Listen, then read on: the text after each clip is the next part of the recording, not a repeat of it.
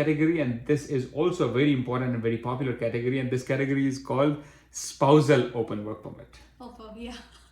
So if anybody is in Canada on either a work visa or work permit or student permit, their spouses or common law partners are eligible to apply for an open work permit.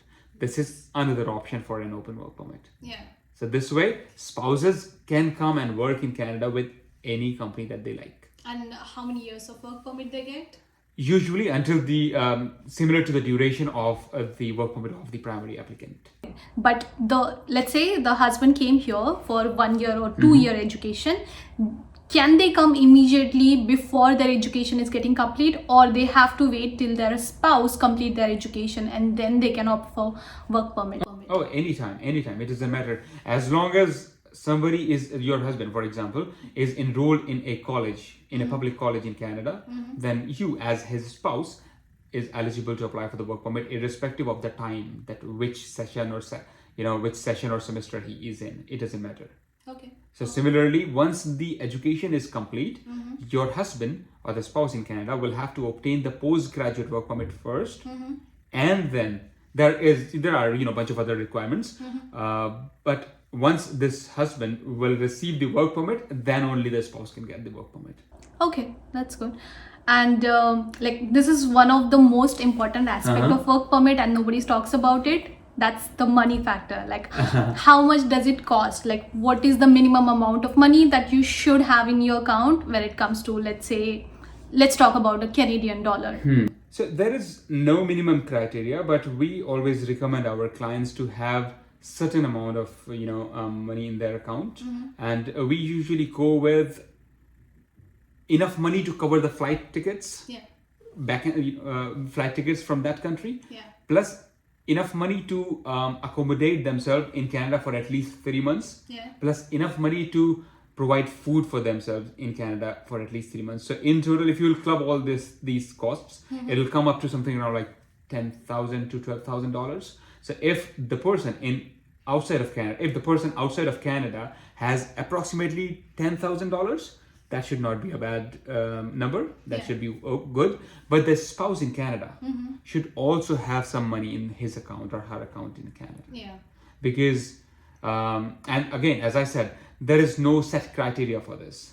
So we always recommend that the spouse in Canada, if that spouse is working, because if that spouse is working, then he or she is getting paid every month. So in that situation, this spouse should have at least $5,000 in savings. Nobody knows about what is going to happen tomorrow, so you have to be prepared for that rainy day. Definitely. Right? So $5,000 for that in the account of this person who is in Canada, and $10,000 in the account of the person who is coming to Canada. Okay.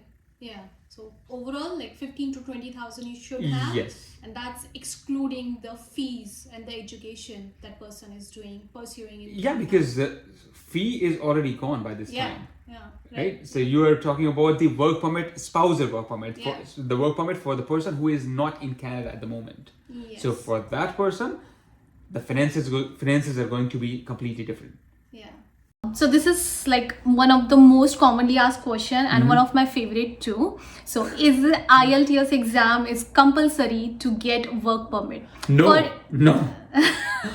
So just a second for my audience who doesn't know what is IELTS. So IELTS is International English Language Testing System, which is designed to get you migrated to the countries where English is a native language. So this is something that you're supposed to give for different reasons from different countries and different institutions. But you can tell us. No, it's a big myth.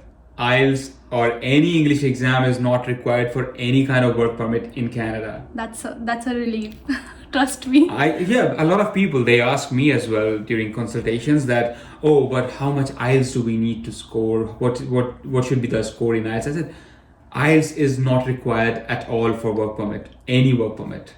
But IELTS is required for PR. So eventually you will have to take an IELTS exam. So do you suggest to give it from your home country rather than coming to Canada and give the IELTS? To be honest, it doesn't really matter. You can take IELTS. It's an exam. It's an English exam, so you can take it in any country, whichever you feel comfortable in. Yeah. So I usually recommend people that come to Canada and then take an IELTS exam, because there is a duration. Because IELTS has an expiry date.